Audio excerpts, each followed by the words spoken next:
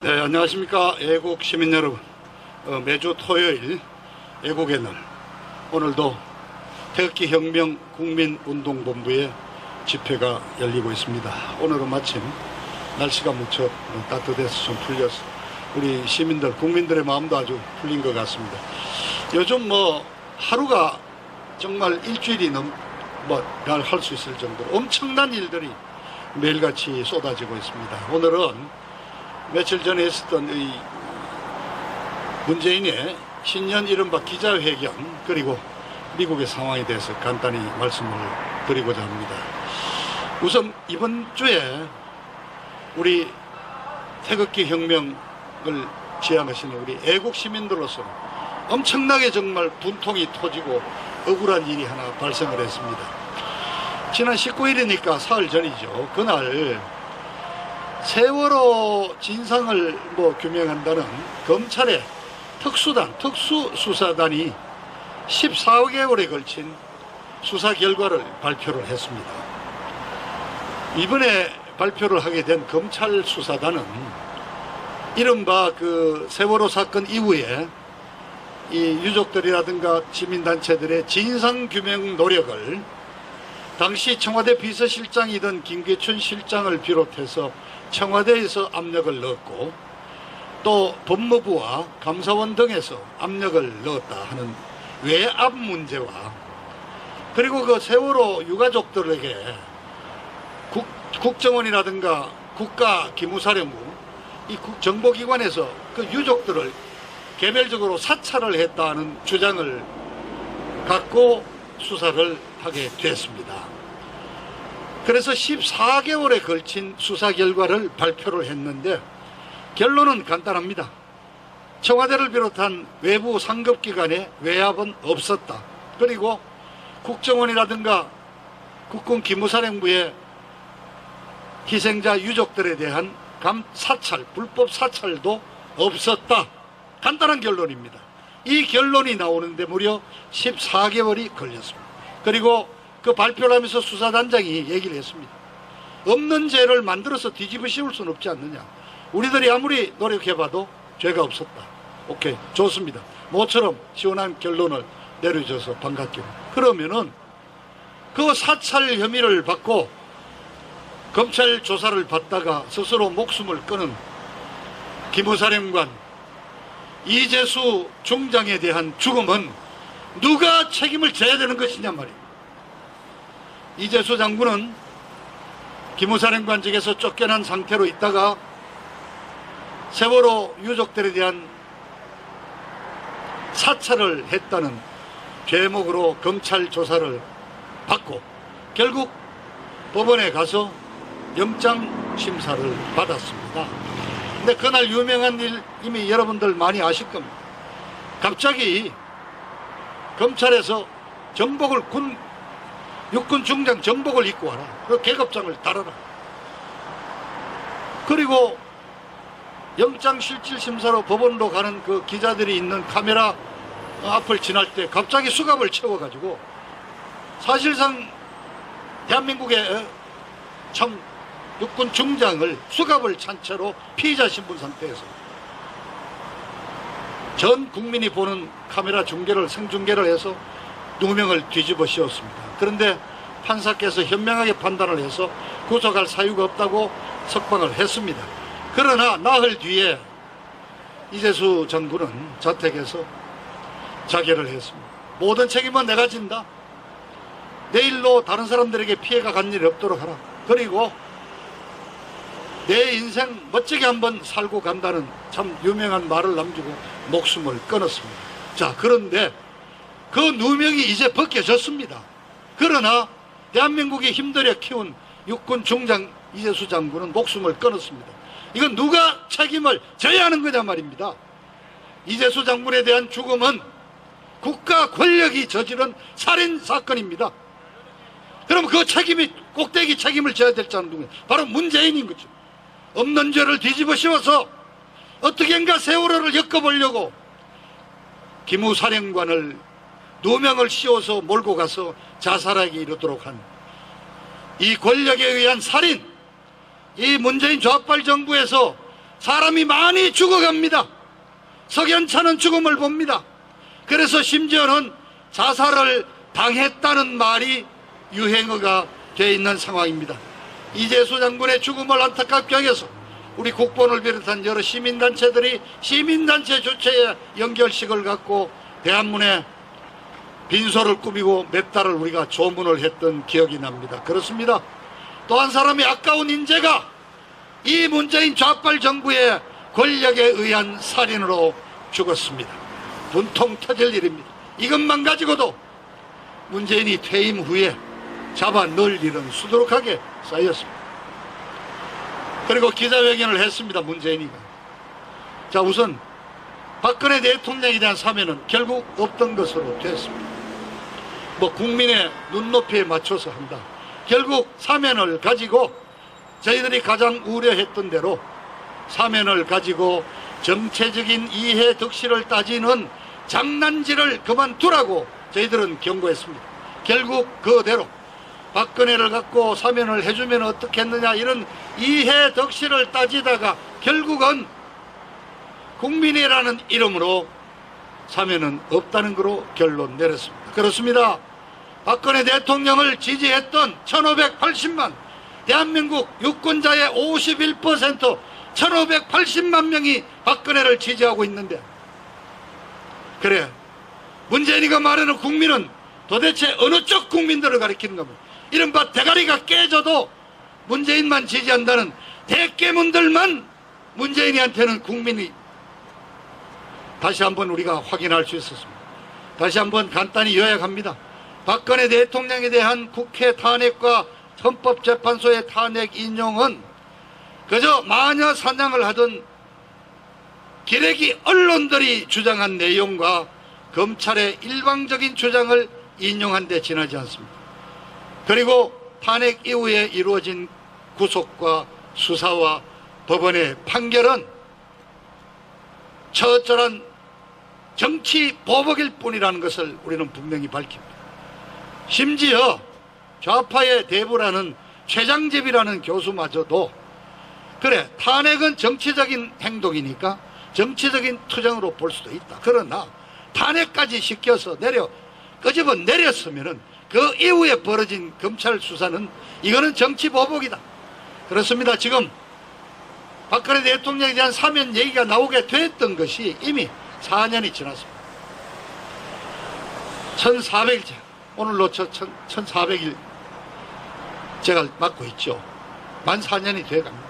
이제 풀어줄 만한 때가 됐지 않느냐 하는 인도주의적인 차원에서 많은 사람들이 얘기를 합니다. 그렇습니다. 여러분, 조두순이 알죠? 8살 먹은 동네 여자아이를 데리고 가서 성폭행을 해서 잡혀 들어간 자가 있습니다. 이 자는 이미 그 사건을 저지르기 전에 전과 7범이었습니다. 그 중에서는 심지어 술자리에서 술 먹던 사람과 언쟁을 해서 두들겨 패가지고 그 사람이 죽었습니다. 상해 치사자까지도 저지른 전과 7범이었습니다. 그런데 조두순에 대한 형량이 12년입니다. 12년.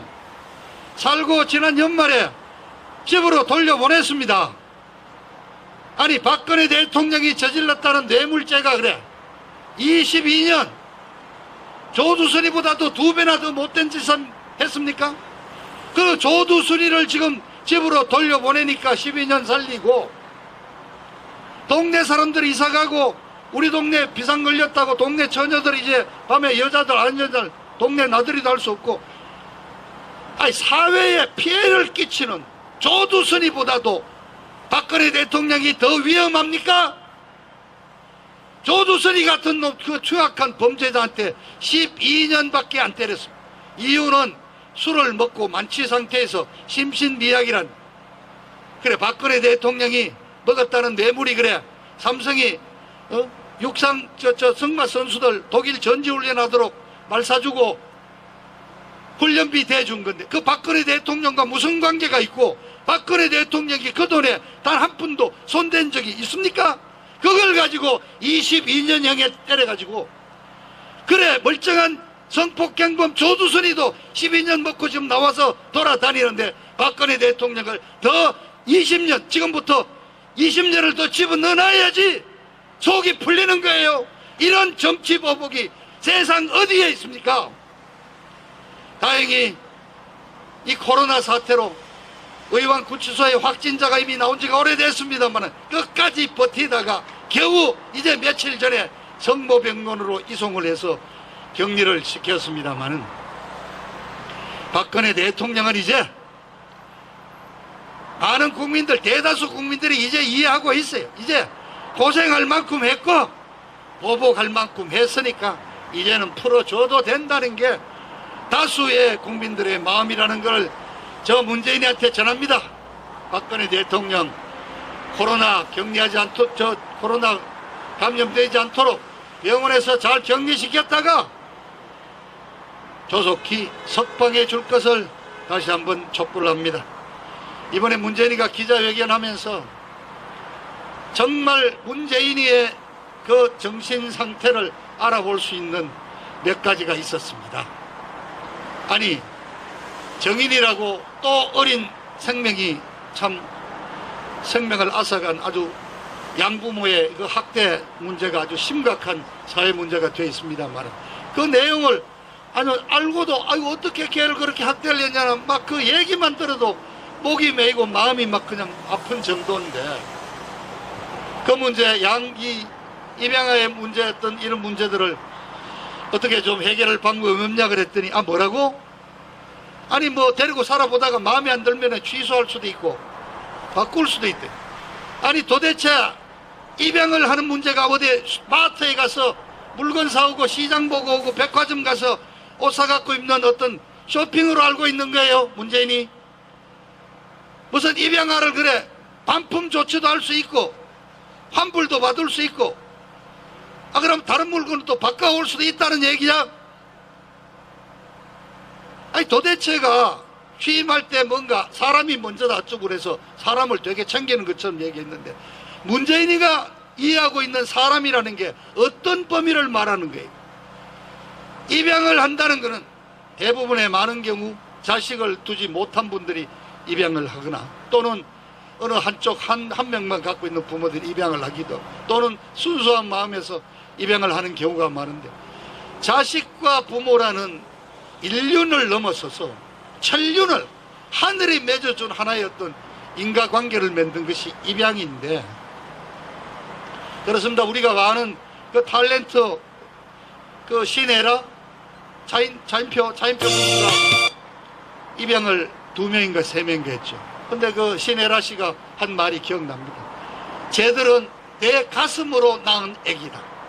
그렇습니다. 오히려 정말 자식을 위해서는 모든 것을 다 바치는 우리 헌신적인 어떤 모성애가 강한 대한민국 국민들 그 마음이 쟤들은 내 가슴으로 낳은 애기 때문에 더 열심히 키운다. 그런데 이번에 정인이 양 경우에는 요즘 젊은 분들의 세태랄까요? 입양을 해주면 여러 가지 금전적인 혜택이 많았습니다.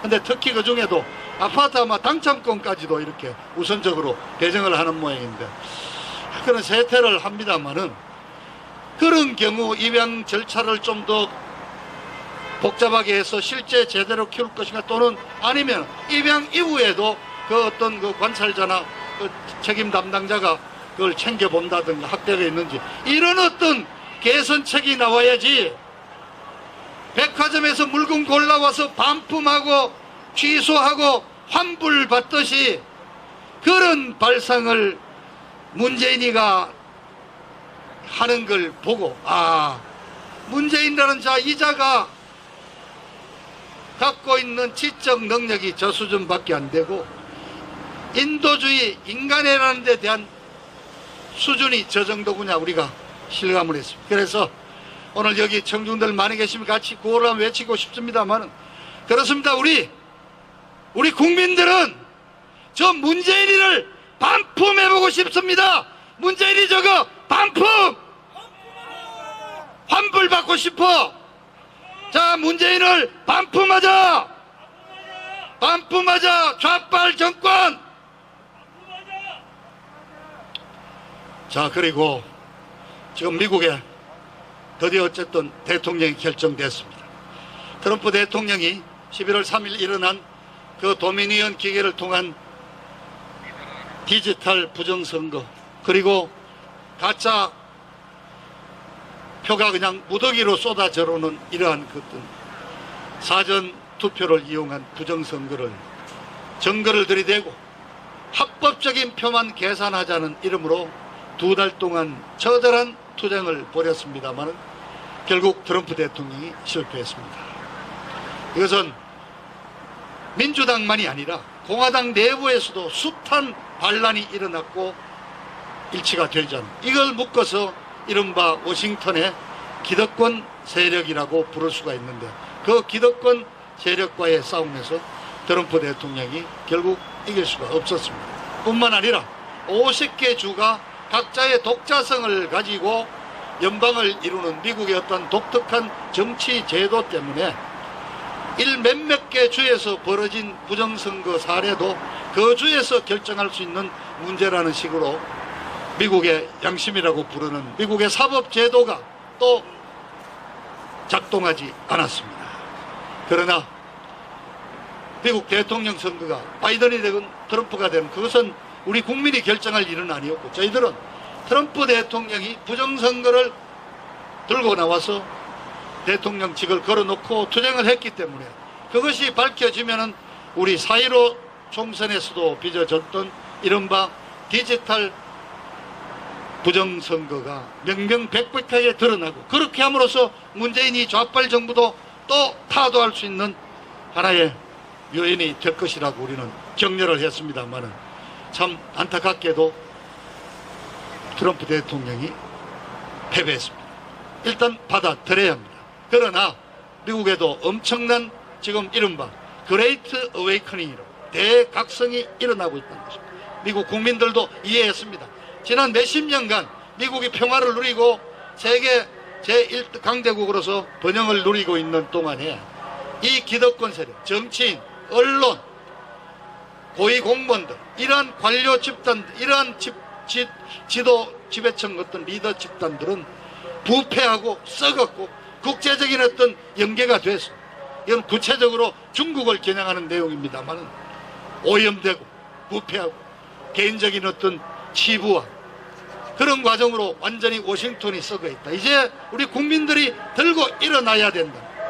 그러한 대각성의 계기를 트럼프 대통령이 만들어 줬다는 데서 우리는 또 건전한 미국의 민주주의의 재생을 기대하면서 큰 교훈을 얻었다고 생각을 합니다. 그런데 이번에 기자회견에서도 문재인은 남북관계에 대해서 또 똑같은 이른바 싱가포르 회담, 2018년 6월에 싱가포르 회담 이전으로 돌아가는 평화 프로세스를 전개하겠다고 또 같은 얘기를 했습니다. 그러나 여러분, 그 한 주 전에 이루어졌던 노동당 제9차 당대회에서 김정은이는 연설문에서 핵무기라는 단어를 무려 36번이나 반복을 하면서 핵무기 전력의 완성을 목표로 내세웠습니다. 그래서 중단거리 미사일에 쏠 수 있는 전술 핵 미사일의 개발을 독려를 했고, 더구나 잠수함에서 발사하는 SLBM 미사일의 개발에 강조를 했습니다. 자, 그렇습니다. 저 ICBM으로 10,000km를 날아가서 쏘는 대륙간 탄도미사일은 그럼 미국을 겨냥했다고 우리가 한다더라도, 그러면 300m, 400m, 500m 내외의 중거리 미사일 또는 장사포에다가 장착할 수 있는 소형 핵탄두는, 그 소형 핵미사일은 누구를 겨냥한 것입니까? 바로 우리 이 대한민국을 겨냥한 거 아닙니까? 이거를 그렇게 김정은이는 이제는 같은 동포인 우리 대한민국을 겨냥한 전술 핵무기 개발을 주장을 하고 있고, 핵무기 전력화를 완성을 하겠다고 공언을 하고 있는데, 아직도 우리는 평화 프로세스, 대화를 주장해야 됩니다. 지금 바이든 행정부가 들어섰습니다. 저희들이 바이든 행정부를 걱정했던 이유가 이제 드러나고 있습니다. 자, 국무장관으로 임명된 토니 블링컨은 바로 상원 청문회에서 벌써 조짐이 나고 있습니다. 상원 청문회에서 민주당이 이제 다수를 차지하게 됐으니까 민주당 의원이 질문한 내용이 그겁니다. 북한의 핵 동결을 전제로 그에 상응하는 제재를 완화할 수 있느냐. 그랬더니 거부하지 않았습니다. 부인하지 않고 북한 문제 정책을, 트럼프 정부의 정책을 쉽게 말해서 전면 재검토하겠다고 얘기를 했습니다. 그리고 또 인도주의적인 지원은 풀어줘야 되지 않느냐는 질문에 긍정적으로 하겠다고 이미 나왔습니다. 그렇습니다. 트럼프 대통령의 대북 문제, 대북 정책만큼은 제대로 확고히 지지했습니다. 트럼프 대통령은 CBID, 그러니까 북한 핵무기에 철저하고 검증할 수 있는, 완전히 되돌릴 수 없도록 북한 핵무기의 완전한 철폐를 목표로 삼아서 강력한 유엔의 제재 조치를 지난 3년간 강력하게 이끌어와서 북한이 곧 정말 무너질 지경까지 갔다는 정도로 밀어붙였습니다. 그런데 자, 여러분, 이미 인도주의적인 여러 가지 제재는 검토하겠다는 얘기가 나오고 있습니다. 그리고 특히 우리가 걱정해야 될 부분은 안보 담당 국무차관으로 지명이 되어 있는 로니 젠킨스라는 사람은 상당히 친북 인사로 알려져 있고 미국 내에서 활동하고 있는 우리 친북 인사들과 아주 친분이 두텁고, 이 사람은 종전선언에 대해서 굉장히 긍정적인 생각을 갖고 있다고 합니다. 그렇게 해서 이 바이든 정부는 트럼프 대통령처럼 철저한 완전한 핵 폐기를 목표로 한 제재가 아니라 중국이라든가 러시아라든가 다자 간의 대화를 통한 북한 핵 문제를 말하자면 검토해온 오바마 대통령 시대에 이른바 전략적 인내의 정책을 갖고 있는 사람입니다. 바로 이러한 사람들로 가서 핵 동결을 만일 전제로 해서 북한에 대한 어떤 조치가 이루어지고 종전선언이 된다면 우리는, 대한민국은 영원히 북한의 핵 위협을 머리에 이고 살아가야 된다는 결론이 나오는 것입니다. 저는 이 점이 정말 엄중한 변화가 된다고 생각합니다. 그래서 이 미국의 정치 변화가 우리에게 주는 이 영향력을 지켜가면서 문재인의 어떤 지력이나 문재인의 능력이나 문재인의 인식으로는 대한민국을 제대로 살려보겠다는 의식이 없다는 것을 이번 기자회견을 통해서 우리가 확인했다는 말씀을 드립니다. 다시 한번 외칩니다. 문재인 반품해줘! 문재인아! 우리는 문재인을 반품한다! 감사합니다.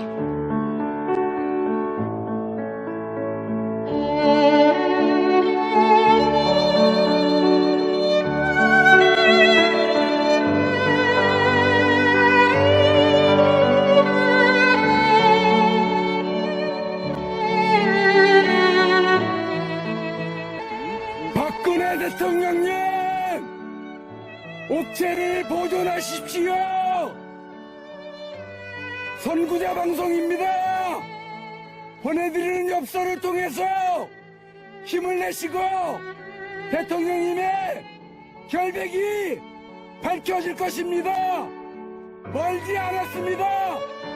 더 꿋꿋이 버텨주시고 많은 국민들을 통해서 많은 엽서를, 또 많은 편지를 보내드리도록 그렇게 힘쓰겠습니다. 건강을 지켜주세요. 안녕히 계세요.